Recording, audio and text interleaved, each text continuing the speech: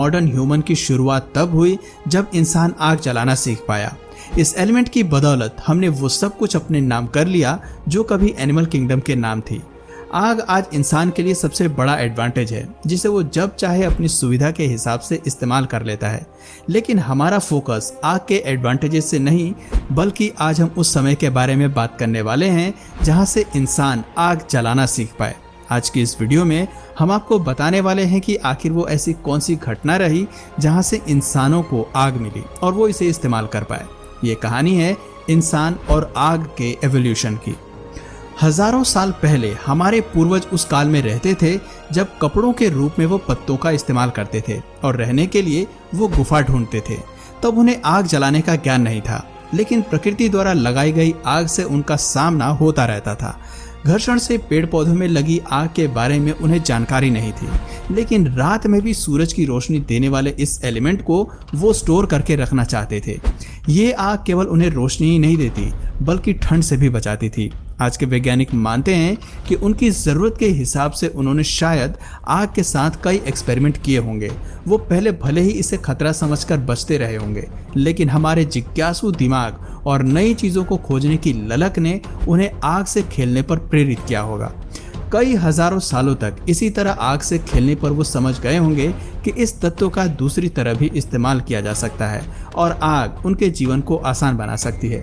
जब हमारे पूर्वजों ने आग को इस्तेमाल करने की शुरुआत की तो इस एलिमेंट ने इंसानों के लिए डे टाइम इंक्रीज कर दिया। अब वो आग की मदद से रात को एक दूसरे को देख सकते थे, जंगली जानवरों को अपने पास से दूर रख सकते थे और मौका मिलने पर आग का इस्तेमाल अपने भोजन पकाने के लिए भी कर सकते थे।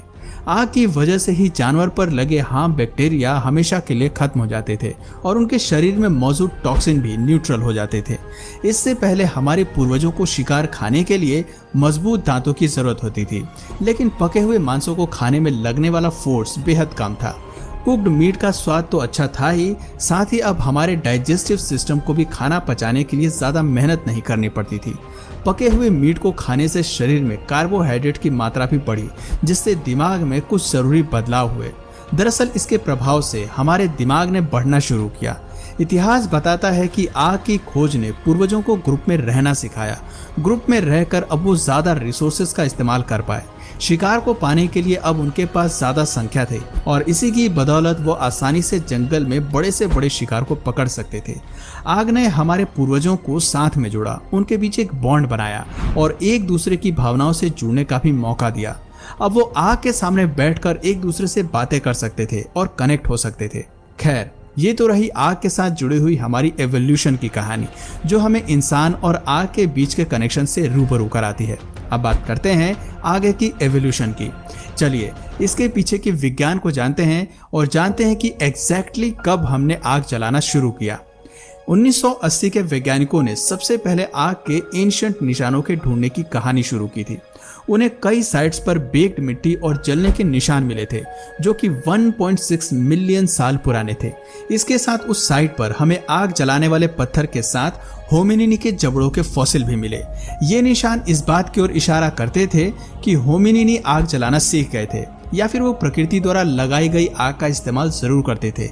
ऐसी आग अक्सर फ्रिक्शन या फिर लाइटिंग स्ट्राइक से पैदा होती थी और ये उसी का सहारा लेकर जंगल में सरवाइव करने लगे थे।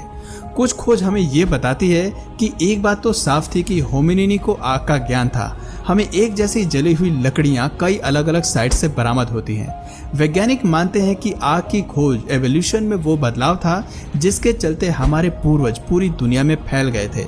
एक बार जब वो आग जलाना जान गए थे तो उन्होंने अलग अलग वातावरण में यात्रा करना शुरू किया और इसी आग ने इस सफर में उनका बहुत साथ निभाया। हालांकि हमें लगता है कि होमिनिनीज वो पहले पूर्वज थे जिन्होंने आग जलाना सीखा, लेकिन आज भी हम ये नहीं जानते कि हमारे पूर्वजों ने कब असल में पहली बार आग जलाई। ऐसा इसलिए क्योंकि आग के इतिहास को जानना आसान नहीं है। एक बार को फॉसिल्स की मदद से आप पुराने पत्थरों और हैबिटेट का पता लगा सकते हैं, लेकिन सबसे पुरानी आग का पता लगा पाना बहुत मुश्किल है क्योंकि आग से बनी राख आसानी से हवा में उड़ जाती है और बारिश और पानी के चलते सभी निशान गायब हो जाते हैं। ये वजह है कि आग के एवोल्यूशन को